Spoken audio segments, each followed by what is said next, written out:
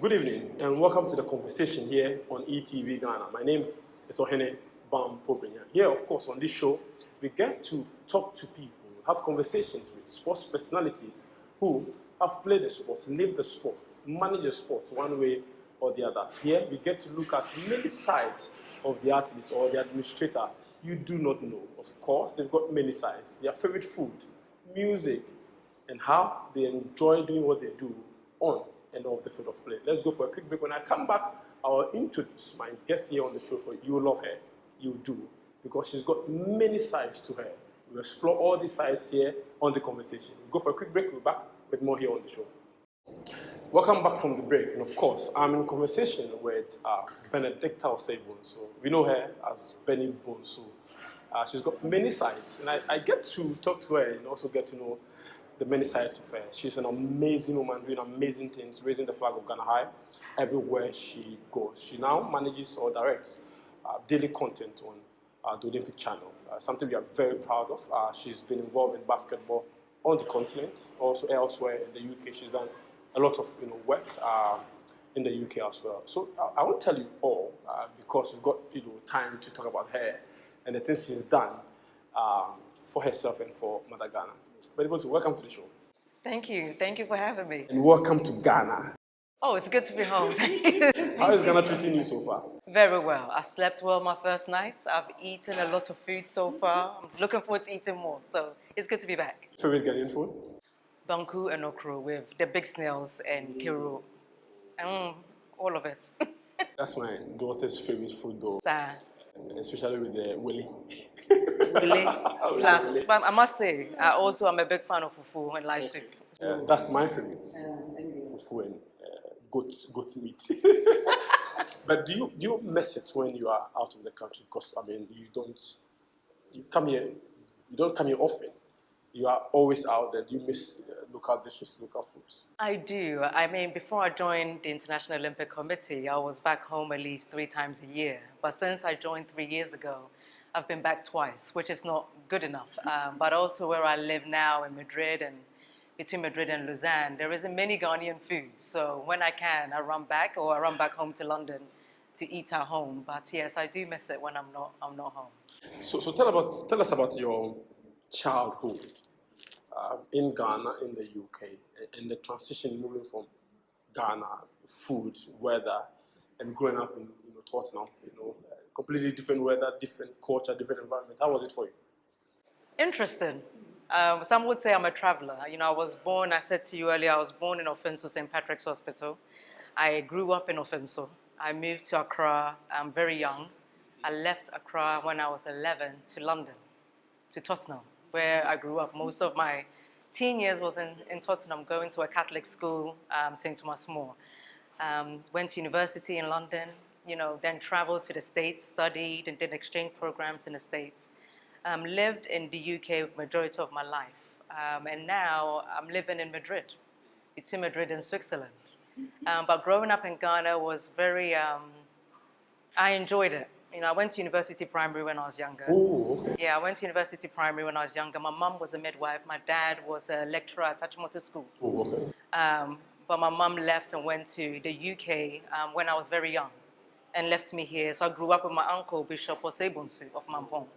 Bishop Bonsu, the famous Bishop Bonsu. The famous, the one that speaks the Queen's English. When he talks, you can tell his authority. There's no mixture. So you can see that we're the same people. He raised me. So he gave me the opportunity to join my mom when I was 11 years old. And I've been there since. Now in Madrid and in Lausanne. But I've had an interesting traveling, moving around childhood. So Ghana, let's say Accra, Offenso Accra, Tottenham, the States, now Madrid. How is it? The cultural shock, the differences in food, language.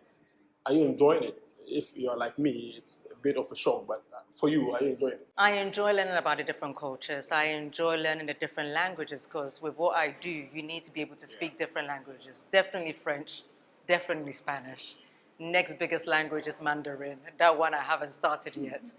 So I do enjoy learning that. What I don't enjoy is the food. I'm a typical Ghanaian. So if they don't have rice, I can't eat. If they don't have fried plantain, I can't eat.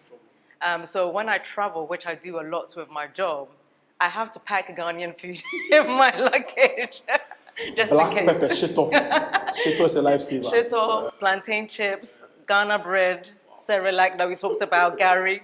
I have to pack all of that just in case the food they have I don't like it. And like a typical Ghanaian, I want to smell it. And if it smells nothing like what I would eat, I don't touch it. I end up drinking tea just to pass by the time. But I do enjoy the culture. I do enjoy languages. I don't enjoy the food.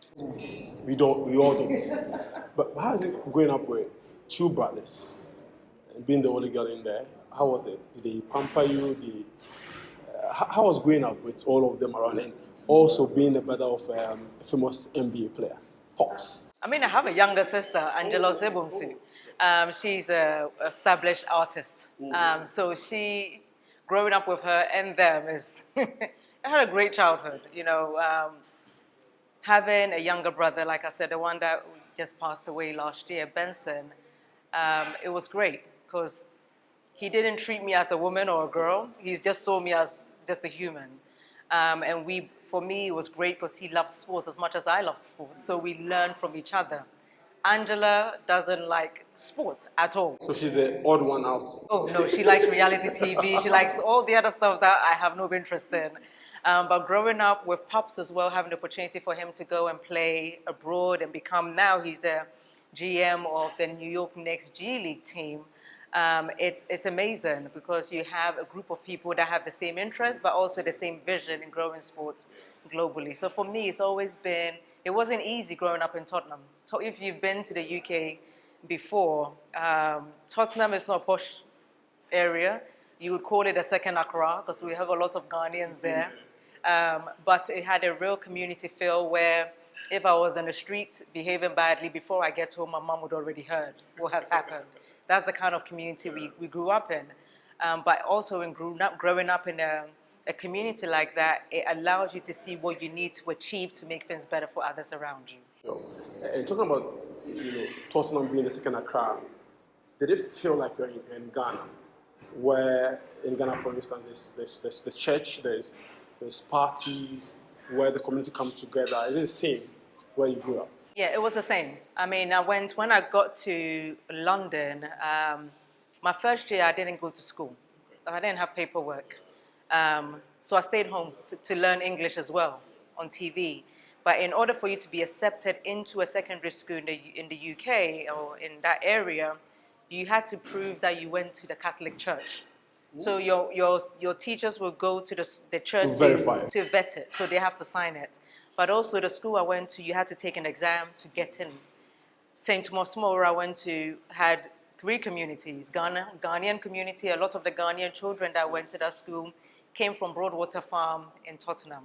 A lot of the Jamaicans also came from the same place and a lot of Irish kids.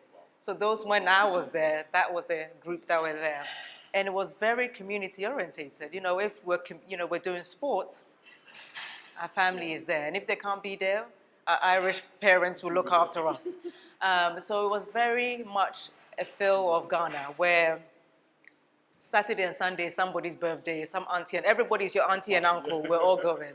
If somebody dies, we're all going. We're all uncles and aunties. So that's what it's like for me. So for me, that community in Tottenham specifically, it's like a family. It doesn't matter whether they came from the same mother or father. As long as you're Ghanaian, you're part of the family. So for me, it felt Tottenham was home. It's always home. Everywhere I go, I start with, I was born in Ghana, but I grew up in Tottenham. So, yeah. Talking about family once again, looking back, you have brothers who have done amazing in the area of sports and all that. Also, as a woman, you're also doing amazing in the area of sport as well. So, I want to have a conversation with your mom and how does she feel? I mean, knowing that 3 of her children are into sports and not just sports in the UK, but globally, they are doing something great for themselves and their family. I mean, honestly, when I first got into sports, my mom didn't understand it. And that's most Ghanaian or African parents, to be honest. We had many conversations which like, Ntabna, you don't want to become a nurse, a doctor, a lawyer, accountant, because you have the brains for it. My question to my mom was always, well, why?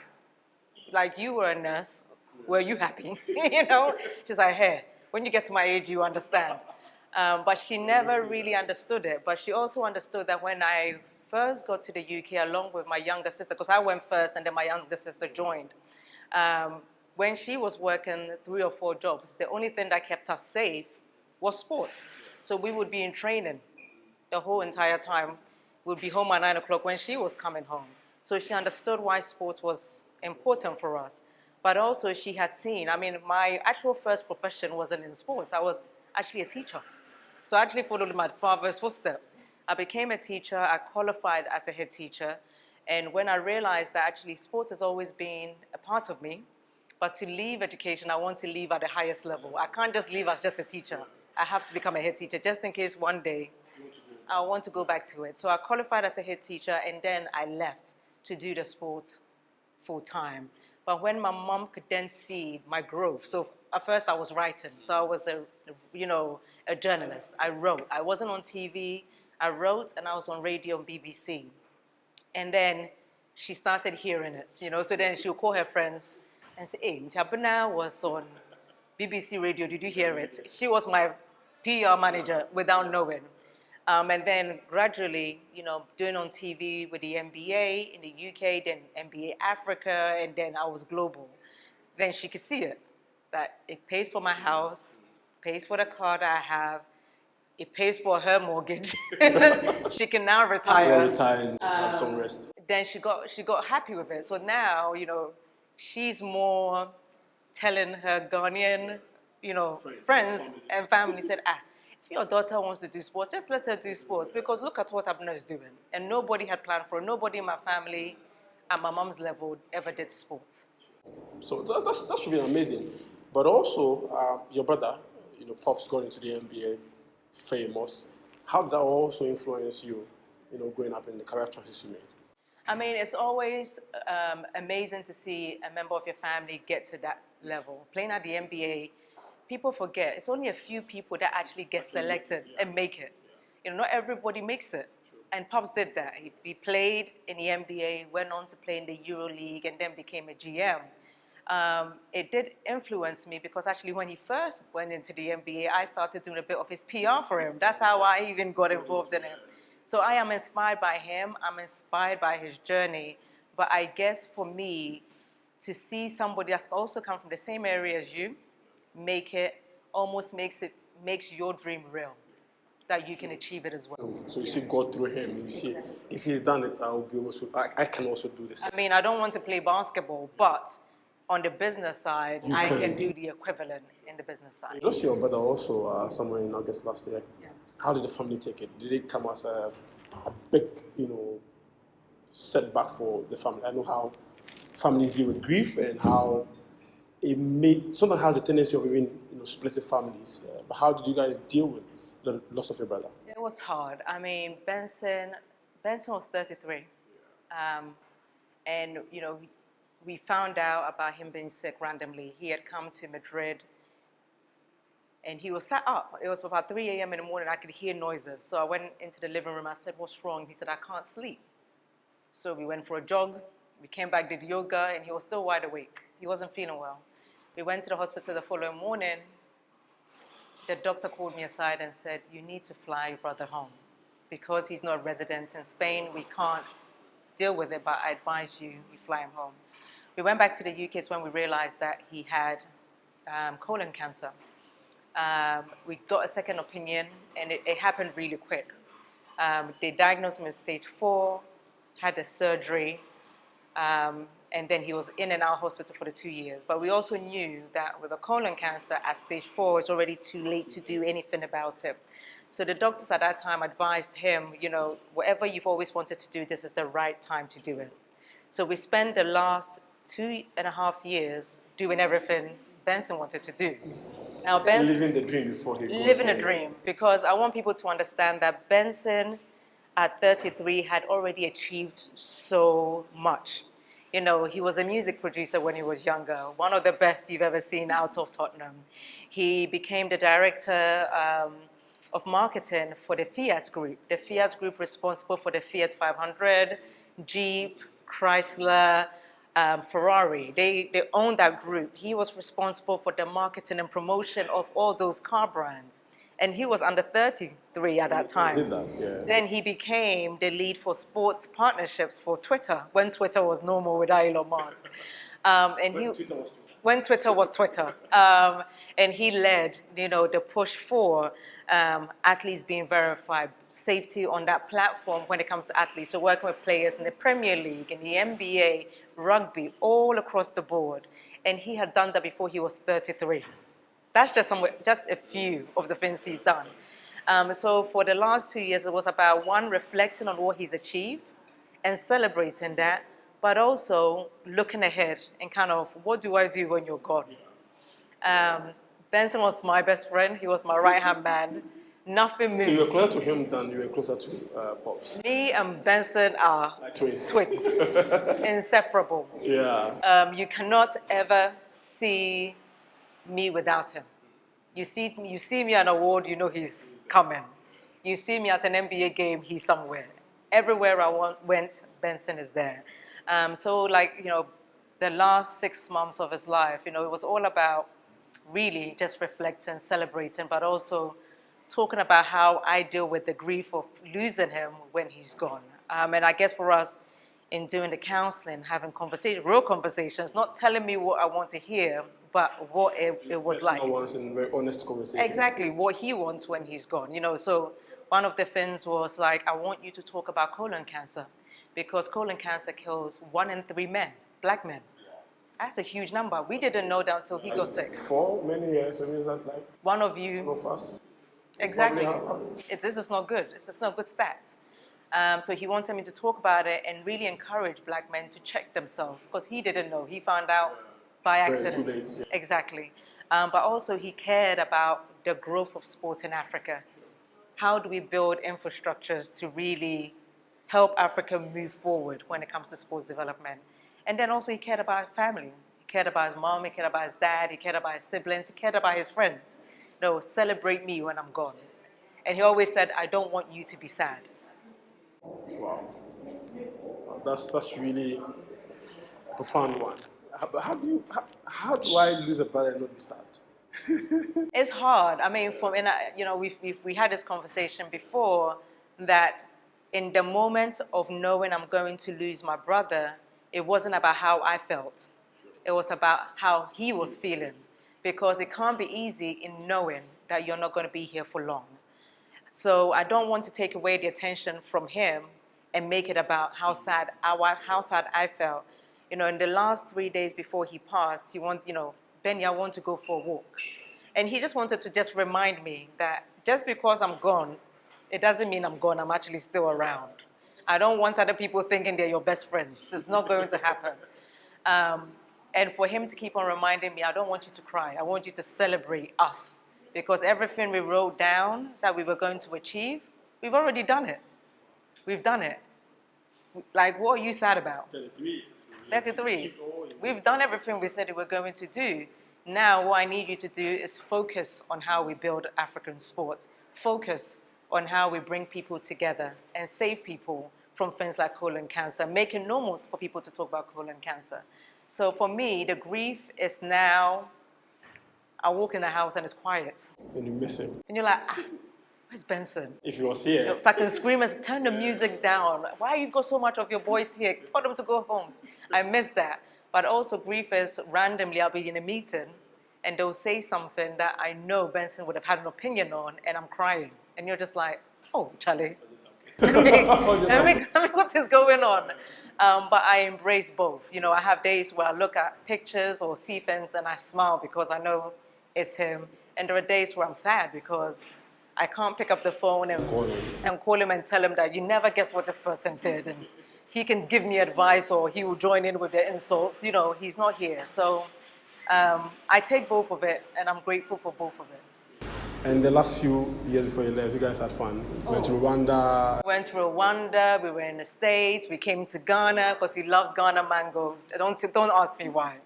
We were in Ghana, we were in Spain, traveled across Spain, we were in Paris. We did a lot. But these were things that he wanted to do, and I still have a list that he wants me to do. So you have to go to Fiji, you have to go to Thailand, you have to go to Japan. So everywhere I go now, I have to take a picture of him and say Benson was here and leave it there. But I'm not, when we lost him in August, I was extremely, extremely sad. But now it's more about celebrating and keeping his legacy alive as well.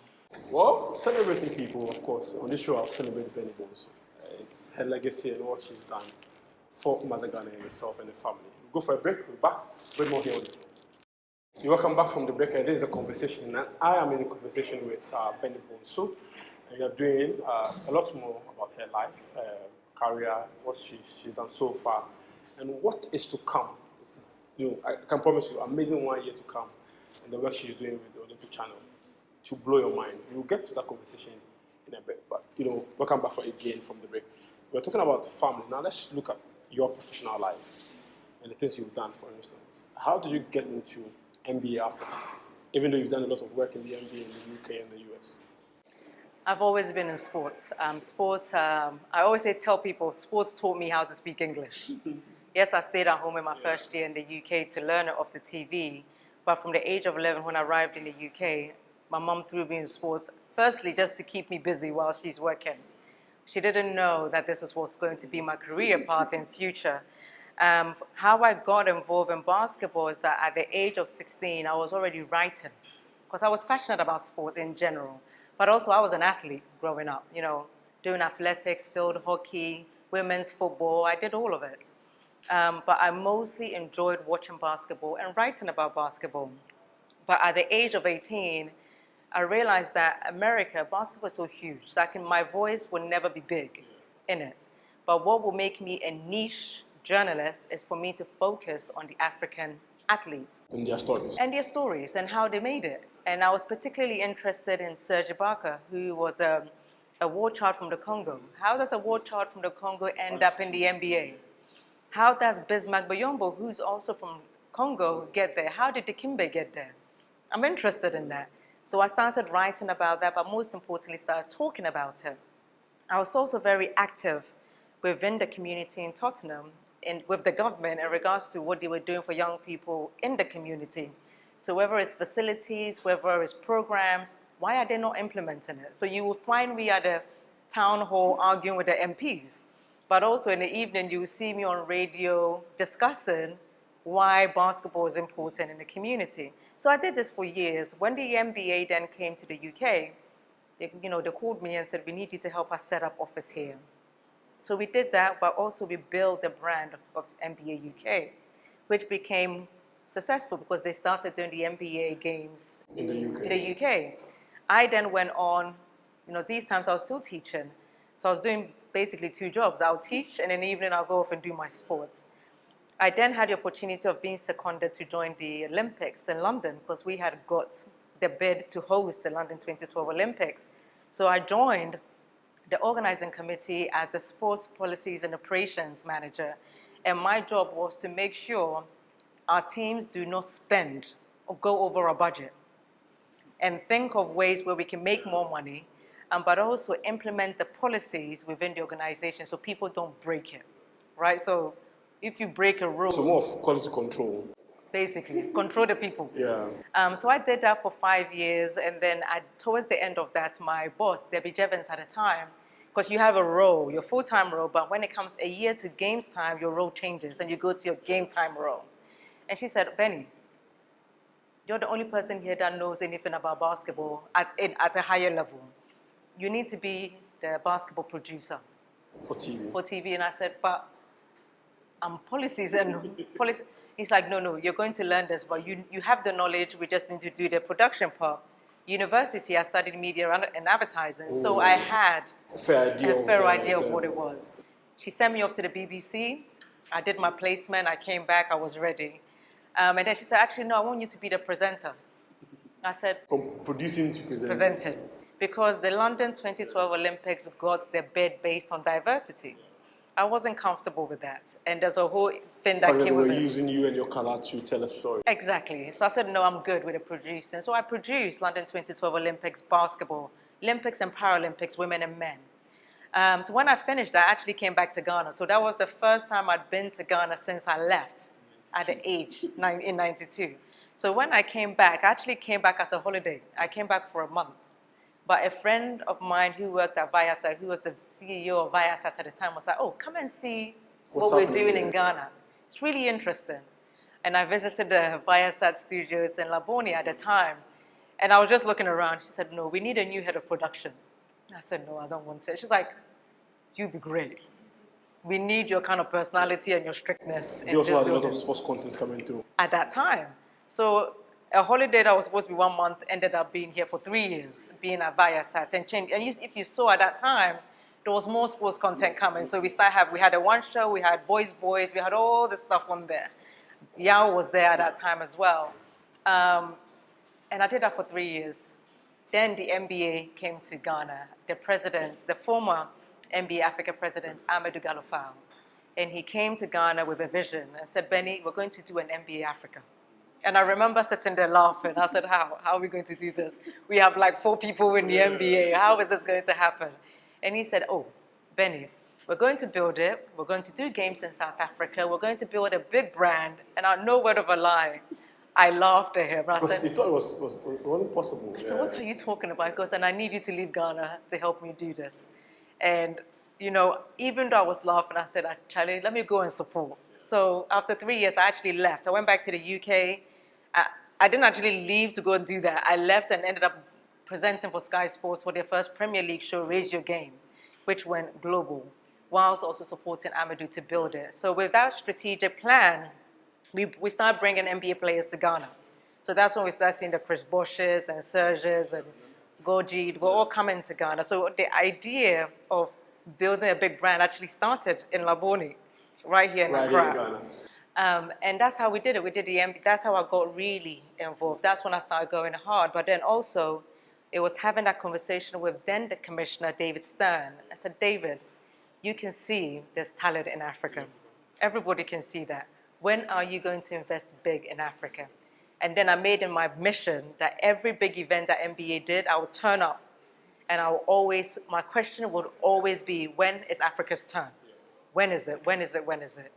Years later, we've had 5 NBA Global Games in South Africa. We now have the Basketball Africa League that everybody can see that's taken, you know, Ghana doesn't have a team yet. So if you're watching, please invest and get a Ghana team there. So the story that we have a team, but we don't have a place to play basketball. We don't have a team in the BAL. We need one in a team in the BAL. But now we have the vision that has come to, you know, come to fruition. But also, in doing all of that, I had to think of my personal development. And in 2016-17, I became the first female sports editor in the UK for Give Me Sports, which I led kind of the change, because the women's sports coverage, it was non-existent. It was 5%. Only 5% across the board, not just on radio, TV, across the board, 5%. On social, in new media, everything. 5% for women's sports. And I didn't understand that. So I decided to take the war of fighting. I'll turn up to these editors' meetings in the UK and I said, well, what are you doing? What are you doing? What are you doing? You know, it became a thing where nobody actually saw the vision for women's sports at that time. But Give Me Sports invested in women. So again, I keep on using the word intentional. I was intentional that for my team, I'm only recruiting women. No men on my team. So even for your team, they were all women? All women. All women from different walks of lives. Because if we're going to talk about sports, we want the experience of all women across the board. So for Give Me Sports Women, we recruited just women. And we sent them to every sports event. And we covered it in a raw, unfiltered, honest way. We didn't want to put the filter glass of women's sports, make it pretty and nice because we're women. No, we want to be respected like you do with the men. But also we want you to know that if you invest in women's sports, just like you've done with men's sports, it will improve. It will improve and grow. Okay, fast forward 5 years later, everybody's now women's sports, women's sports, women's sports. Back then, they were fighting with me. So I did that for, 3.5 years, and then the COVID hit us. And again, the first thing to go when the COVID hit were women's sports. So people started cutting back on women's sports. I then applied for the International Olympic Committee for the director role. And I tell you, I didn't think I would get it. Because this is Olympics, like, what are you doing? Anyway, I applied. After 10 interviews later, I got the job. 10. Wow. Not one, not two, 10 interviews. You go for one interview, you don't hear from them, and you give up. 10. I did 10 interviews. Wow. 10 interviews. And then on my 10th one, I remember they had called me and told me that I've got the job. So I was excited. But I can't talk about it for a month because they have to do checks. They have to release it. Then again, another call said, oh, hold on, but the CEO also wants to talk to you. And at this point, I was like, oh, God, I've lost the job. What now? So he gets on the phone and he's like, but Benny, everybody has spoken to you but me, and you're coming to work for me. And I said, but why must you talk to me? Why must you also talk to me? And he's like, no, I wanted to welcome you, make sure you're okay. And I said, oh, this is very different to what I'm used to. Okay, obviously did my negotiation, and a month later I was in the plane, packed up my whole life, and I was in Madrid. And I've been there since. So we'll talk about the Olympics journey, but for a woman going through all you've been through, what do you think are the lessons you've picked up? And what can you tell women watching us today or tonight that it is possible, it can be done? As a woman, I don't care what anybody has told you, your knowledge of sports has to be better than any man in a room. And again, I said to you, I don't just focus on basketball. I have to know about 45 different sports. Remember when you're growing up, when your mom says, if they read one book, you read two. That's the reality for my journey. Because every room I've walked in, they think I'm there because I'm a woman, and they think I'm there because I'm taking a box because I'm a black woman, or they think I'm there because I know somebody who knows somebody, or that's my boyfriend, or no, I'm there because of my knowledge. And for the women that are coming up in sports, and some of the young girls that I actually mentor here in Ghana, in the UK, in the US, that want to get in this industry, I never want them to think this is glamorous. There's nothing glamorous about working in sports. So if you see the women that are, dulled down pain, please don't believe the hype. You in Ghana, you're not getting paid more than you show on social media. You're not. So as a woman, if you want to get into this role, and for me, I speak as somebody that grew up here, that went to do it. It's hard. It's not easy. It is hard. There's nothing easy about it. But only thing that will make you different is that you have to be the specialist in what you do. You've got to bring something fresh and authentic to the table. There's no point going into the table and sounding like Benny Bonsu. You have to be the original Esther Appiah, the original Grace, whatever. You cannot be me. You have to be authentic, and you have to know your stuff. If you don't know it, you're going to be out before you know it. That's very powerful words, and hopefully this will inspire someone watching us today to even do better than Benny Bonsu and break the glass ceiling. I mean, it's the year for women, and a lot more women are doing amazing stuff. Just recently, the CG nominee is a woman. If she's been able to do it, why not you? Why not you? Let's talk about the Olympics and the content you guys are checking out. The Tokyo Olympics, how difficult was it because of COVID? It was postponed, almost cancelled. But yes, still guys pulled off an amazing tournament. How different was that, and what was the difficulties in terms of production and producing content for the Olympic channel? Oh man, I remember because a lot of people thought that it was going to be cancelled, but we could not cancel it. You have athletes that have worked for 4 years to get there, prepared for 4 years. A lot of the athletes rely on sponsorship and how they do to get paid. So you had all that backstory, but also most importantly, Japan was hosting this. They built the arenas, they were ready to go. How do you cancel? So for us, the show had to go on, but we had to modify it to suit the audiences watching it remotely. So all of a sudden, you have to think about content differently. You can't do the traditional things that we've done in the past. Now we have to be even more digital and find out ways where we can engage with our audiences. What stories can we tell? We did a great documentary called Chasing Tokyo. and we focused on the British sailing team, where we had cameras in their homes. We also gave others cameras to film their journeys. And we brought together, actually, he's been nominated for an Webby Award. And it really shows why this was important. And for me, as a director of content, I had just also moved to Madrid. Before the whole world shut down, I moved as the world shut down. In a different environment, different country. Different country, different team, living in a place I don't know, plus the responsibility of then organizing the content. And I just had surgery. So I had all of that going on. And it's like, Benny, what's the content for Tokyo? So what does that look like on YouTube? What does that look like on Twitter? What does that look like on Instagram? But also, what does that look like on our platform? So all of a sudden you start to focus on the different continents. What are the big stories from the different continents? How are people surviving COVID in Africa? Some content where athletes were training in their either hotel rooms or homes, and you guys filmed that and gave that to us, and everybody was home at the time. So I was like, this is a masterclass, really. The guys put it off. It was beautiful. It was amazing. It's working with the athletes, because the athletes understood why it was important to get their stories out. A lot of people didn't understand why the games had to go on. But these athletes work hard, this is their lives.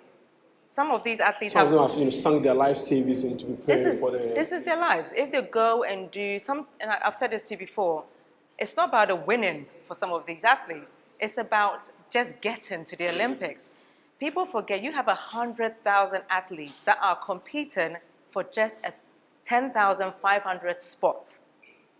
Out of the 10,500 spots, only 3,000 medals will be awarded.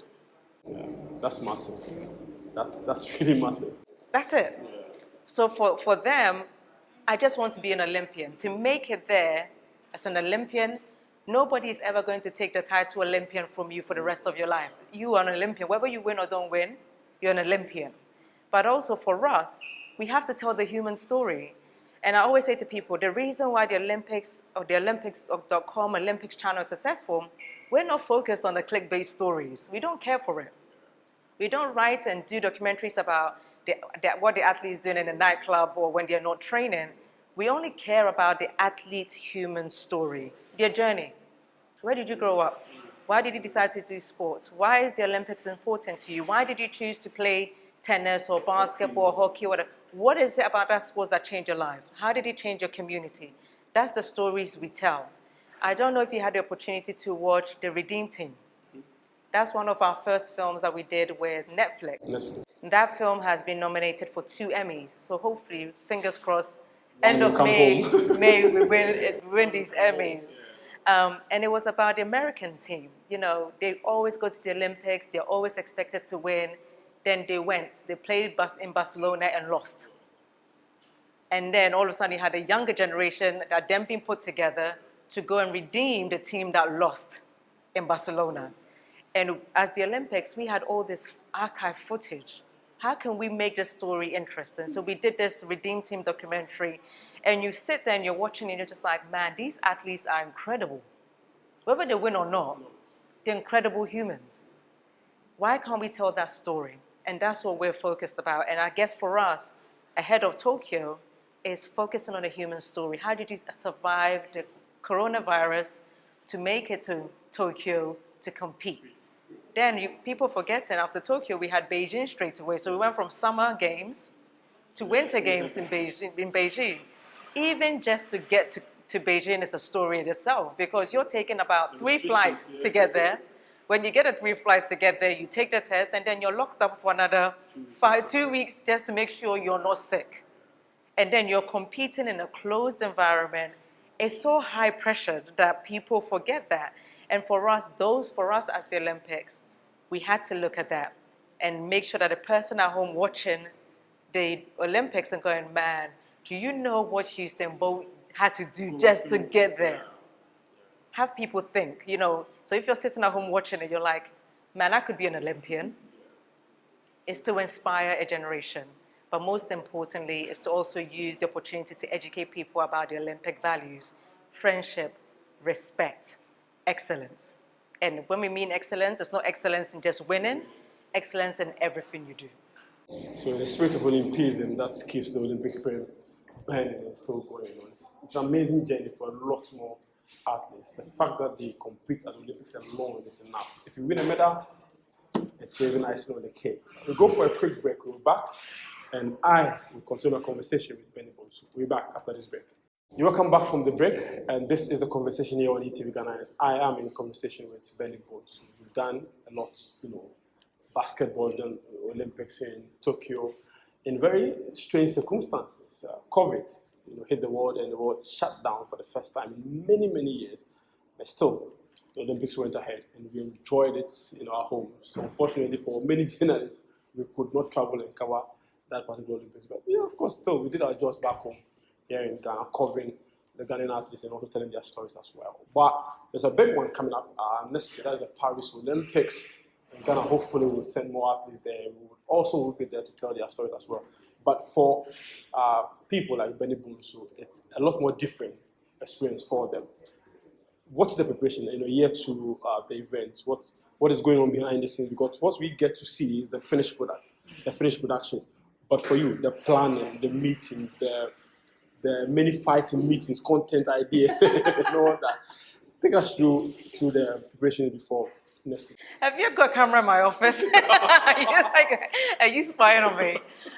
The preparation is, we never rest. I think people think that the Olympics happens every 4 years. It doesn't happen every 4 years because every 2 years you have a Winter Games, and then every other year you have the Youth Olympics, winter and summer. So it's never a downtime for us. For us, we start planning years ahead. The Paris, for example, in regards to the storytelling, people forget we also have the qualifying periods, right? So, for example, when I leave Ghana now, from now till September, there are 669 qualifying spots that athletes need to get. 669, which means we have to do a lot of events over the summer for these athletes to try and qualify. Like I said, there's 100,000 athletes competing to get 10,500 spots. So we have all these events that are happening. But during those events is where content kicks in because we want to tell the story of the athlete, of their journey. So how they qualified. Exactly. How they went home, how they were training, how they were dealing with their family, how they even got to Paris, who was sponsoring them, are they sponsored, are they doing this on their own? That story started a year ago. So there's that side that we're gathering the information so we can start cutting the videos for social media, for the platform, for the networks, even ahead of time. But then also, my job is then to also plan what does that even look like on the day-to-day of the games. Every hour, every minute during the games for all the different sports, not just one sport, but right across the board. So what are we doing for basketball? What are the human stories we're going to tell? Who are the athletes people engage with the most on social media that we need to cut things around? Who do the audiences don't know that we need to do highlight bits to make sure their stories are also being highlighted? Let's take South Sudan, for example. South Sudan has a basketball team that just qualified for the World Cup basketball this summer. If they now qualify for the Olympics, that's a massive story. Who has been following South Sudan from 2 years ago when they first started? Not many people, but the Olympics were there. We've been doing that. So you followed their journey right from when it started? We started from the beginning all the way through to the end. That's a great documentary. Content gold.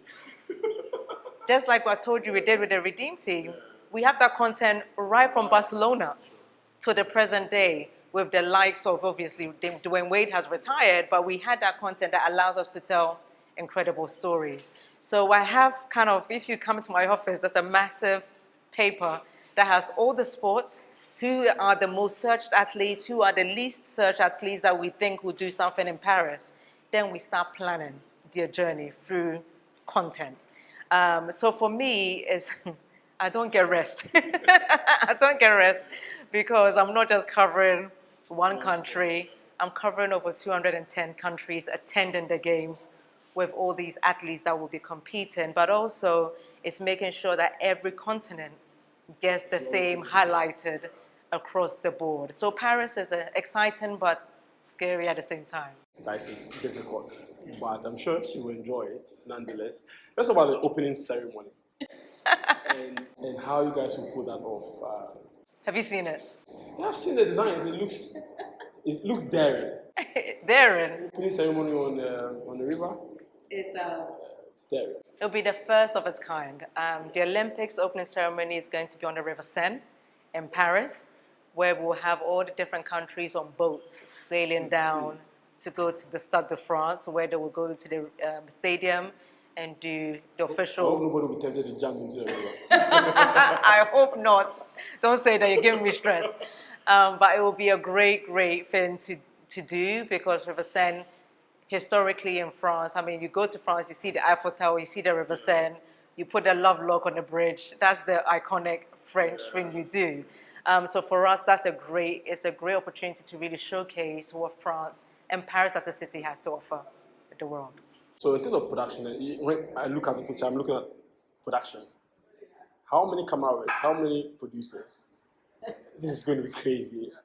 Take us through it. For colleague journalists watching us, I'm sure they'll be wondering, how are they going to pull this off? Over 700 cameras. And that's just for us. 700 cameras? That's just for us as Olympic Broadcasting Services, to make sure we cover everything. On top of that, you have the rights holders, who are like the NBCs, the BBCs, France TV, CNN, all the big broadcasters who also have their cameras to capture what they need, whilst also pulling from us. So the production is not easy. Producers, I can't even give you, over 10,000 producers recruited to work for the games. For me, for example, for writers alone, we have over 100 writers just to make sure we're writing and covering it, but also covering it in 12 different languages. So it's not just English, 12 different languages. So this is a global production. Of course. Make sure that every country has the opportunity to read about their own athletes, but also to watch and see in their own languages. So for us, the production is massive. You know, we have teams that have already been out already in Paris rigging, seeing what we need, what we don't need. How are we going to do the aerial shots? You know, what do we need to take? What don't we need to take? You know, how are we going to position when it comes to open ceremony, the closing ceremony? But people forget, people only talk about the Olympics, but straight after the Olympics, we have the Paralympics. True. So even the coverage of that is not easy. It's a big, big, massive production. And that's what I say to people, you know, why do you think the athletes want to go to the Olympics? Tell me what's bigger than the Olympics. Their size is the biggest sporting event in the world. By athletes, by event, it is. It is really massive. But for the athletes, I'm sure, I mean, we're speaking about what it means to people. Do you get the same feeling when you talk to Ghanaian and African athletes, what the Olympics means to them? I do. I mean, for Ghanaian athletes, especially the ones abroad, the ones back home as well, I mean, you hear the stories where people are working on their own. You know, they don't have any support anywhere, but they have the dream to be at the Olympics. Like I said to you, you know, we have a new documentary, Playing Fields, where it's coming out on the 18th of May. We did a documentary on a young boy from Nima. He plays for Nima Kings FC, Khalifa. He wants to play for a big team in Europe one day. He wants to go to the Olympics and represent Ghana because he feels that Ghana needs it. He feels that it will uplift the nation to have a team at the Olympics that will win a medal, that help us understand the importance of sports. Now, that's a kid from Nima. I'm sure there's a kid somewhere in Offenso with the name of Benedict Bonsu, who also had that dream and is also doing it now. The athletes that we have now want to be there. They want to be there knowing that the whole of Ghana is behind them. Me too. When I sit in my office and doing my job, I like to think that the whole of Ghana is supporting me to do well. What the athletes sometimes feel is that they don't have the support. So it's hard for them to be excited to represent, you know. At the moment, we only represent our flag because we're proud Ghanaians. Somebody said to me, you know, Benny, it's only you people that live abroad are so patriotic because in Ghana itself, the people here are not patriotic. And for us, we're proud to be Ghanaians. It's not for show. We're proud, we want to contribute, we want to make our nation better. If I'm in London and somebody says Pim about Ghana, it's a fight. It's a fight. There's no kind of negotiating. But we want our athletes to feel like that. So for us as a nation, getting behind them is not just sitting at home and being proud when they've won something. But it's about supporting, it's about investing in our talent so that when they get to the Olympics and they win a gold, they're happy to say, oh, it was this company that supported me. It was this minister that supported me. It's this CEO that supported me to get there because we did it together. But I think generally they're excited to get there, but the struggle to get there is not easy. True. And it's a real struggle for a lot of our athletes back home because the infrastructure is not available, the funding is not available. For instance, in the UK, the lottery supports, the Olympic movement. But yeah, funding is a problem. But what do you think generally about our sports development in terms of infrastructure, the business-wise, and all that? I think we've got a long way to go. I think when we move away of thinking of sports as leisure and move away of thinking of sports as business, we will go very far. The world loves Ghana. They see Ghana flag and everybody goes, oh my God, are you Ghanaian? They love it. But I need Ghana or the people in charge to understand that sports adds to the socio-economic growth of any country. But in order for you to get that, you need to be intentional in having a strategic plan, a strategic vision, but also investment in building world-class facilities that allows our talent to flourish. There's no point in giving powers to people that don't understand sports to run sports. That's a problem. There's no point in saying, oh, but we built a football pitch and we built an arena, but is it world-class standard? Let's say if it's a world-class standard, what is the plan? What's the strategic plan? When you don't have a big competition, what else do you do in that arena to generate revenue? But if we start to build the infrastructure with world-class standard facilities, it allows us to pitch for events. World Championship table tennis, World Championship taekwondo, World Championship football, World Championship netball, World Championship rugby. I mean, the rugby president is now Ghanaian. Football. What else can we do with football? How are we implementing the strategic growth of sports development on the grassroots level that grows through to the senior level? What is the plan? I want to see the plan. That's where we're at. We're not even there yet. I want us to look at what Rwanda is doing. I want us to look at what Senegal is doing. Because Paul Kagame went to one Basketball Africa League event. And he looked at it and said, but hold on, why don't we have one? And within 6 months, Rwanda had an arena. International standard arena. And since then, NBA signed a deal with them to host the event there for the next 5 years, which means they're paying them for the next 5 years. But within the next 5 years, we've seen that FIFA has just done the FIFA Congress in Rwanda. Rwanda will have the World Cycling Championships. Rwanda is running the Ironman. And they're calling people like me to go and train the workforce on how to work on sports events. I'm Ghanaian. I would like to do that for Ghana. Yeah. But we're not intentional. We just react and build, but there's no plan. We need to do better. Committed enough to have an end goal that we are building for this purpose, and this is the plan to achieve this. But also having the knowledge. Sure. And even if you don't have the knowledge, but you have the resources, get the people with the knowledge to allow you to be successful. If you want Ghana to flourish, I know we can do it, right? Because we did it with the year of return. You see the marketing behind that. You see we've had all kinds of people in Ghana over the last 3 years. Yeah. All the celebrities in the world. Even some people went to the Flagstaff House, I saw.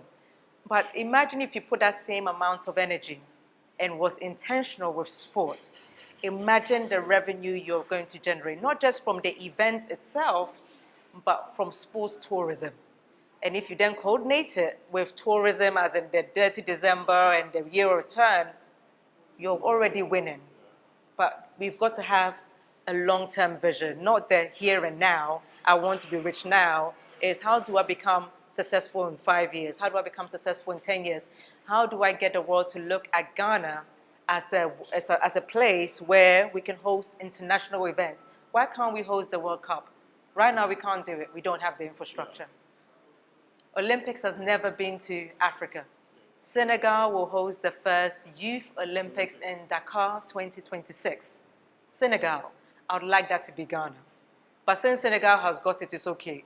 So, for the main events, why don't one day, when we build the infrastructure and intentional, we bid for the Olympics, and Ghana becomes the place that does it? We can do it. We just need to be intentional. Olympics. That would be a massive one for Ghana. Can you imagine? Even the African Games we can host. Oh. It's been postponed to next year.